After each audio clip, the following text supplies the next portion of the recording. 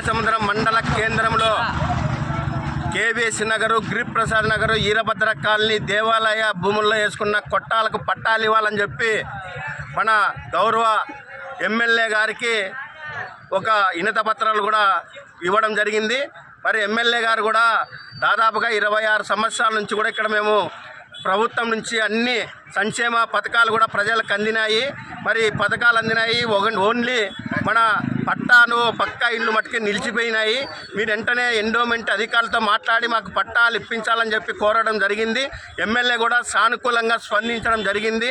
నేను కూడా endowment commissioner గారితో మాట్లాడి మీకు చేతనైనంత మేరకు మీకు పట్టాలు ఇప్పించడానికి నేను కృషి చేస్తానని చెప్పి ఎమ్మెల్యే మేడం గారు కూడా చెప్పడం జరిగింది. మేము ఒకటే అడుగుతూ ఉన్నాం, 26 సంవత్సరాలుగా మేము ఇక్కడ కాపురాలు చేసుకుంటూ ఇక్కడే కొనసాగుతూ ఉన్నాం. మరి మాకందరికి కూడా పట్టాలు ఇచ్చి పక్కా ఇల్లు కట్టిమని ప్రభుత్వాన్ని డిమాండ్ చేస్తూ ఉన్నాం. మరి ఎందుకంటే కమ్యూనిస్ట్ పార్టీగా మేము ఇక్కడ ఉక్రాంధ్ర మండల పరిధిలో అనేకమైన కాలనీల్లో కూడా అనేక మందికి పట్టాలు ఇప్పించినాం. వేలాది మందికి పట్టాలు ఇప్పించిన చరిత్ర కూడా ఉంది. ఏ ప్రభుత్వం వచ్చినా కూడా ఆ ప్రభుత్వం ద్వారా మేము అన్నీ కూడా చేసినాం. ఈ ప్రభుత్వం ఎన్డీఏ ప్రభుత్వంలో ఈరోజు ఖచ్చితంగా పట్టాలు ఇప్పించి కాలనీలకి ప్రజలను ఆదుకోవాలని చెప్పి మరొకసారి ఎమ్మెల్యే గారికి విజ్ఞప్తి చేస్తూ ఉన్నాం.